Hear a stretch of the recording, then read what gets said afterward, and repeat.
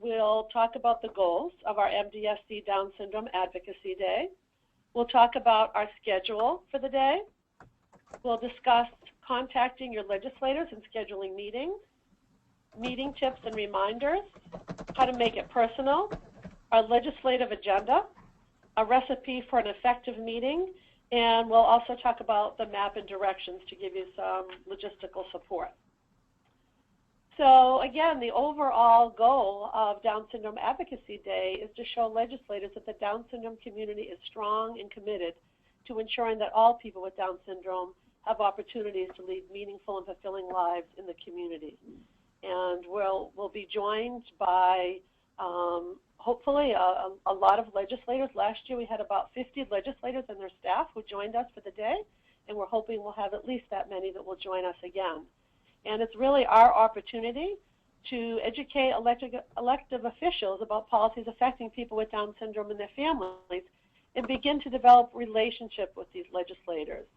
And it's really that relationship and your personal stories that really resonate with them. And when things come up that they think can benefit families who have children with Down syndrome and individuals with Down syndrome themselves, they think back to the families that show up on Advocacy Day and remember those stories. So you are really critical in terms of your attendance and in terms of your sharing your stories that day.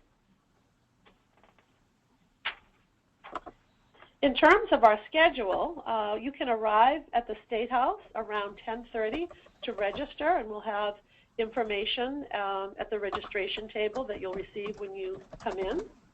And then we're going to start the program at 11 a.m. We'll start with a reception, and we'll have some key speakers. We've invited the governor. We've invited the leadership at the State House, including Senator Rosenberg, who is now replaced Therese Murray, and so we'll be delighted to have him there. We also have invited Speaker DeLeo. We're not sure if he'll be there, but again, he's an important person at the State House who really has the ability to make things happen for our community. We also are giving some awards out to some key legislators who have really been supportive to the MDSC and to the Down syndrome community. We'll be honoring Chairman Brian Dempsey, who is in charge of the House Ways and Means Committee, a very powerful person on Beacon Hill who's been incredibly supportive to us, and also Senator Richard Moore, who is no longer at the State House, but who's been instrumental in supporting our families, and last year was really helpful in getting some funding for the Down syndrome clinic that just opened at UMass Medical Center. So anyway, we'll have some speakers. We're really excited that Ned Reichenbach, who is our Alan Crocker self-advocate intern, will also be speaking. And then there'll be a couple of other speakers. And then we'll, following our reception, we'll have a boxed lunch for everybody. And that is something that you can eat before you head off to your meetings at 12:30 with your individual legislators. When you registered for Down Syndrome Advocacy Day, you should have received an auto reply that kind of took you through the steps of how to set up meetings with your legislators. And Colleen Andres, who's here with me, and she's our Teen and Adult Services Director, and is really leading the charge in terms of helping our self-advocates to develop leadership skills around advocacy. She's here with me now, and she's going to talk a little bit about how you can set up your meetings and what those meetings will be about. Great, thanks, Maureen. So many of you may know who your state legislators are. Everyone has a state representative and a state senator. And so to find those legislators, if you're not familiar with who those leaders are, we have this helpful link, openstates.org, and we will make sure that this recording will be available after the webinar ends today, and we'll also make sure that we have a PDF available for people so that you can just open that up and click on the links. So you don't necessarily have to worry about writing down this link, but you're certainly welcome to. So what you'll do when you get to the website, this is just a screenshot of what the website will look like. You enter in your address and click the search button. and then your legislators will pop up. So I just moved, but when I lived in Somerville, Denise Provost and Patricia Jalen were my two legislators, and I think that was from last year. I think there's been a little bit of change there. But those will pop up. It will tell you the House and Senate. So Denise there is the representative, and Patricia in the Senate is my senator. And you'll click on their names. So that will be highlighted. You'll be able to click on that.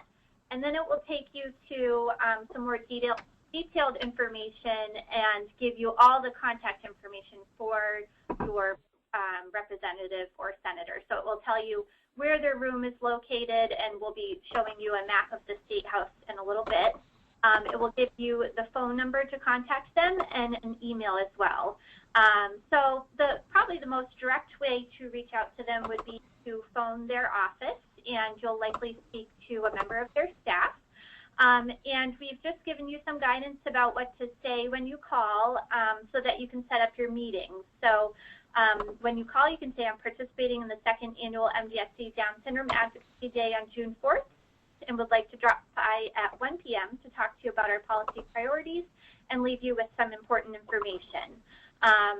So you won't want to schedule both appointments at the same time. So whoever you call first, if you're able to set up an appointment around 1 o'clock, you might want to make your appointment with the other legislator at 1:30 to give you enough time to have that meeting, and so that you're not late for the next meeting. So just some general guidelines when meeting with your legislators. Your state senator and state representative are very busy, so some things to keep in mind is to be on time. So like I said, you want to make sure that you leave enough time so that you're able to navigate the State House and find their office and be there on time, or early would be preferable. And though you hope to meet directly with your legislator, that sometimes doesn't always happen. Sometimes they're pulled into last-minute meetings. You know, they just have very busy schedules. So what might end up happening is that you'll meet with one of their staff members. But this is just as important as meeting with the actual legislator. The staff are the people that keep them informed, let them know what the constituents are talking about, and they pass on your message directly to the legislator. So even though, you know, you're meeting with the legislator's staff, they're really just as important, and you want to just treat them with the same respect that you would as if you were meeting with the legislators. And then Maureen will be talking about what the legislative asks are, and you will have a packet of information to give to your legislator outlining those asks, and they're very clear and concise. But you just want to kind of know ahead of time a little bit what you're going to say, and we'll give you a detailed outline of exactly how to run the meeting.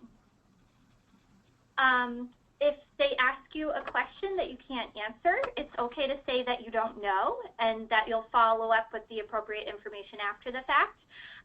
It would be helpful to have a notebook with you. If you do get questions that you're unable to ask, you can jot that question down and connect with Maureen after the meeting, and she'll be able to get the information back to you or directly back to the legislator's office.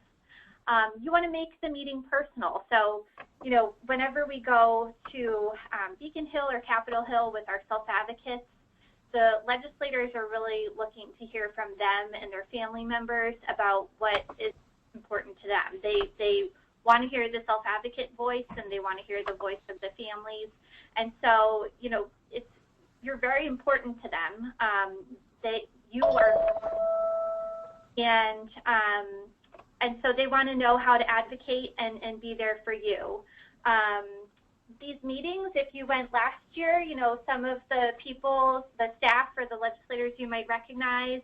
It's kind of neat to go back into the office and they say, oh, how are you doing?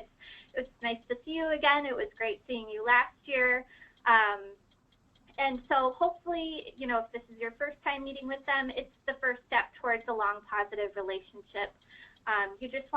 You want to be respectful, obviously, but you know, legislators have a lot going on, and so it's just always important to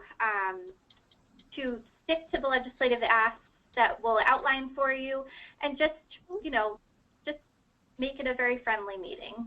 And like we said, we'll give you a packet to hand over to your legislators. Last but not least, legislators love to have their photo taken, and even if they don't bring camera, we want to make sure we get as many photos as we can so that we can get the social media aspect going after the event. If you want to go, if you have a Facebook account or Twitter, you can tag the photos yourself, tag the MDSC, tag your actual legislator. All of them are connected to social networks because it's such a huge way to connect with constituents these days. And this year we're using the hashtag #TakeActionForDS, for Down syndrome. So you can tag that when you do any social media posts. So we mentioned that it's important to make it personal. Here's Gracie McLaughlin with Sean Garbely in the representing Arlington, Medford, that area. But legislators want to hear from you. And what we found to be effective is creating a one-page bio that you can leave behind with your state senator or state representative. The bio has a photo, it has your contact information, a few sentences about yourself or your child. So if you're a self-advocate creating the bio, let your legislator know what's going on with school or what's going on with work, or what's really important to you, what sort of hobbies do you enjoy. And then when you start to think about the asks that you're asking your legislator to support, why are those important to you, or why are those important to your child?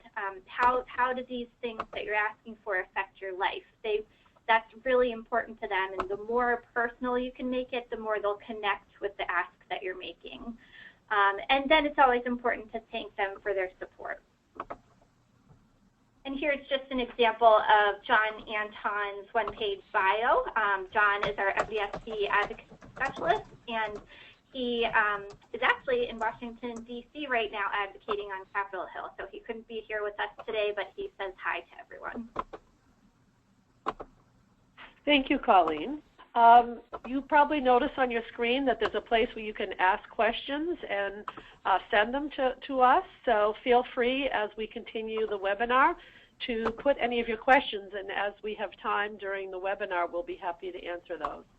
Also, in terms of scheduling your meetings, one thing I thought of while Colleen was talking is that some of you have kids to pick up after school or to meet after school. So it would be okay. The lunch that you'll be receiving is a bag lunch. So if you want to schedule if you have to be home at a certain time and 1 o'clock and 1:30 is too late for you for your two meetings, feel free to schedule them for 12:30 and 1 o'clock.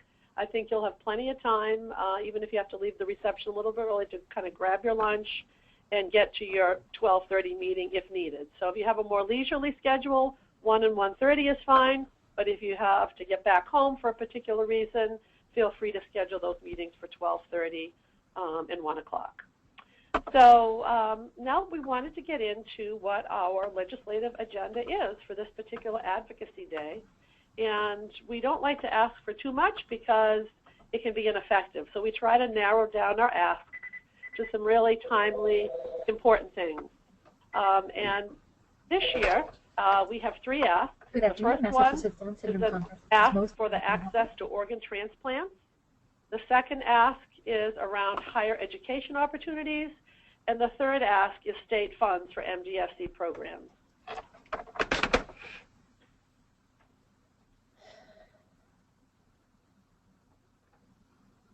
Okay, so let's get into the access to organ transplants and what that's all about.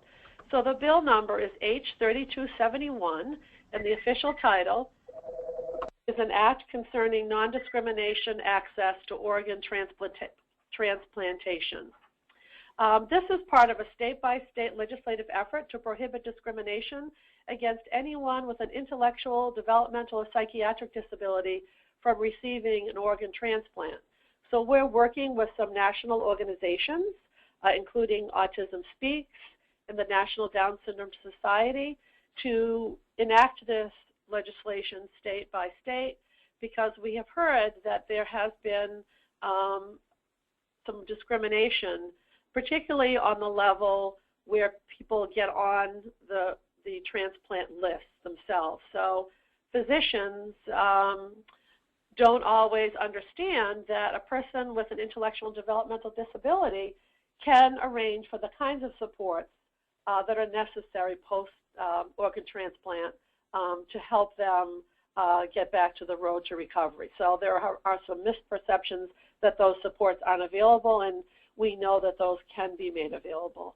And also there's some quality of life issues. People are assuming that the quality of life for a person with an intellectual or developmental disability might not be equal to that of a person without a disability. We know that's not true, and we know that people with Down syndrome can indeed live long and meaningful lives. And if the case should be that they need an organ transplant, we would hate for them to miss out on that life-saving measure. So we thought it was very important, and we ran this particular bill idea by the MDSC Medical and Scientific Advisory Council, and they are supporting it.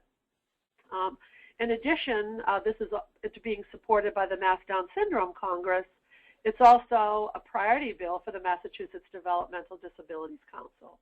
And there are a couple of links that you can check on at your convenience when you get the PDF. At the end of the webinar, there's a couple of links for you to learn more about what this is all about. So there's key talking points for the Access to Organ Transplant bill.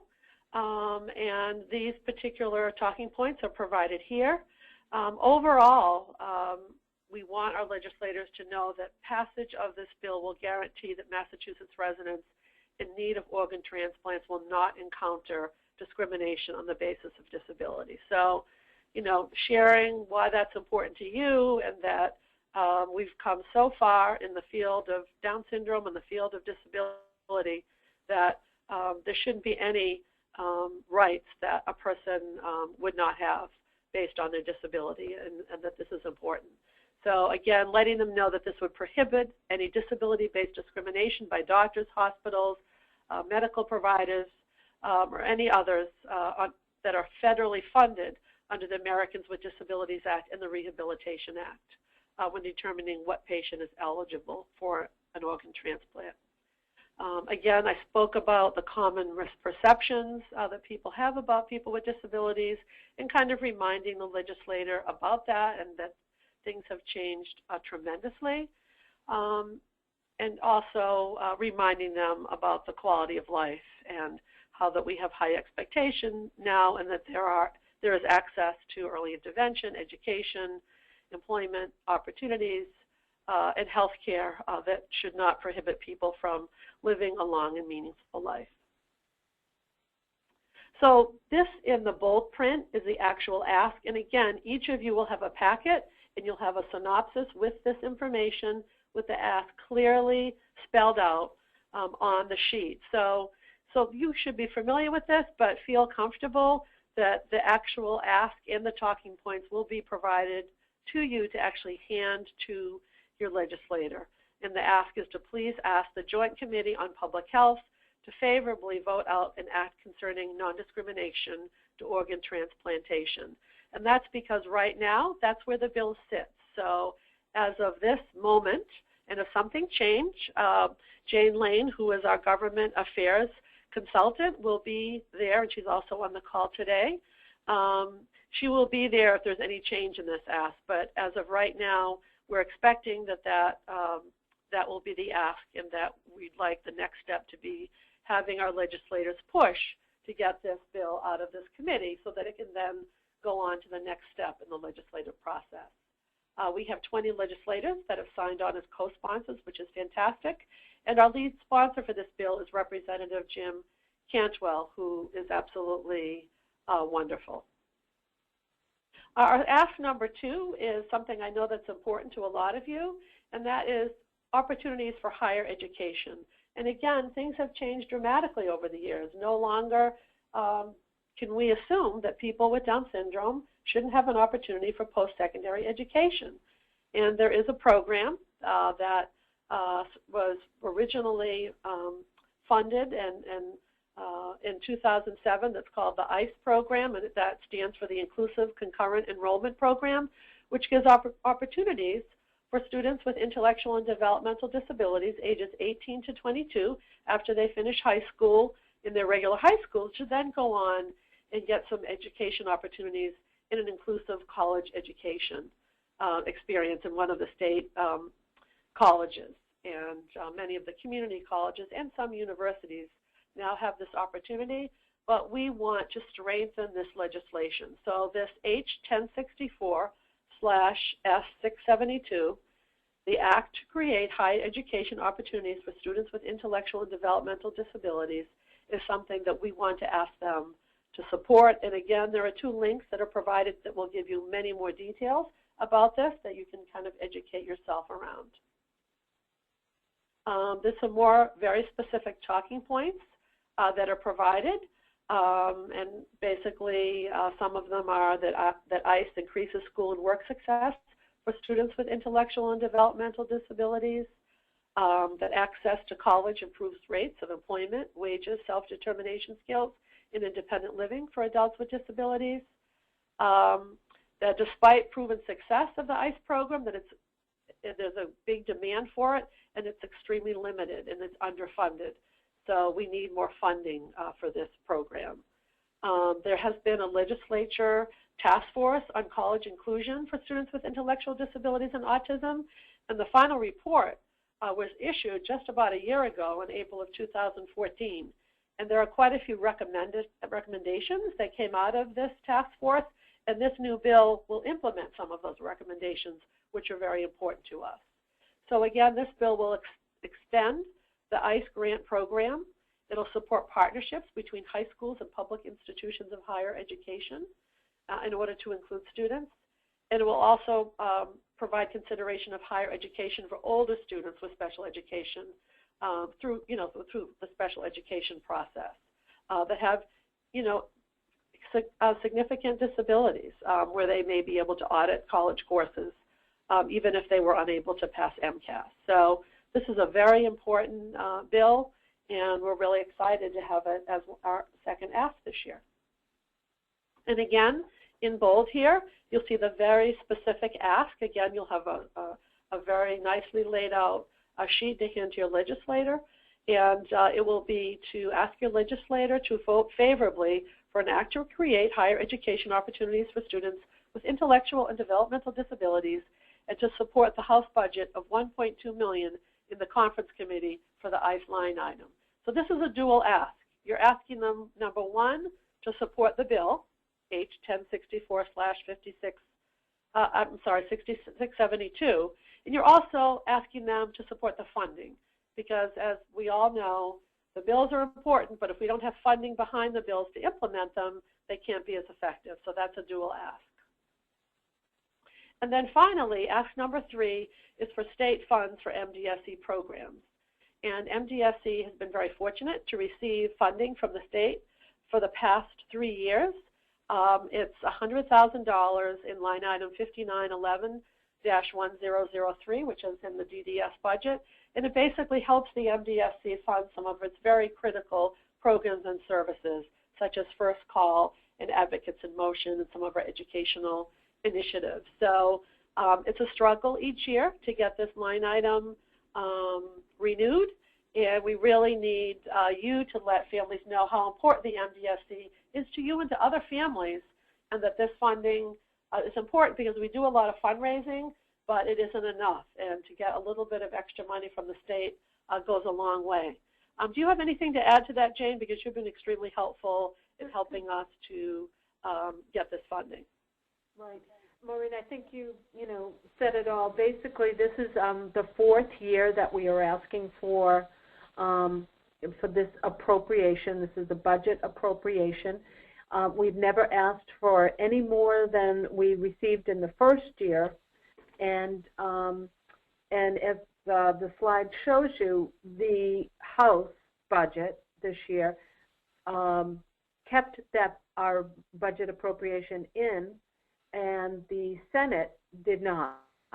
So right now, it's going to a conference committee, which should begin deliberating probably this week. And because the new budget, or I should say the old budget, is done on the end of June, and the new budget begins July 1st. So they have a few weeks to kind of debate and negotiate on what gets into the final budget. So it's very important, this is great timing for us in terms of the state budget, because they are just starting the debate. And it's very important for you, to tell your legislator that this is the 4th year of our budget appropriation. The House kept in the appropriation, the Senate did not, and we would appreciate their input to the conference committee to keep that small appropriation in the budget for fiscal year 2016. Thank you, Jane. So again, the key talking point for this is really to let the people know that the funding has been essential to our ability to advocate for full, meaningful lives for individuals with Down syndrome across the state, directly paying for programs and services that provide hope to new and expectant parents, training to medical professionals and students, best practices to educators, and meaningful opportunities for teens and adults. So the ask, again, in bold print, is to have them please support funding for the MDSC line item in 5911-1003.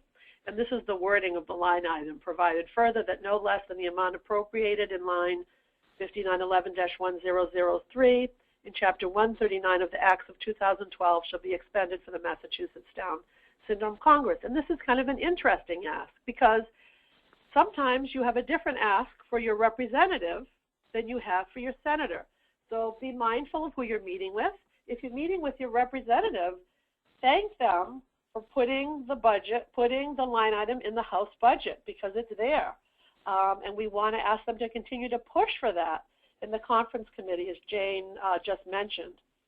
And then when you meet with your senator, let them know that although the line item isn't on the Senate side, you still want them to support it, because it's in conference committee. So if they know who to call, they can call the chair of the Ways and Means, which is now Senator Karen Spilka, and say, this is really important to our constituents. It's not on the Senate side, but now you're negotiating with the House, and we would really like this to happen. So this is going to be a very important part of your ask, and positioning it directly to both your representative and senator differently, because they can still both push, but in a different way.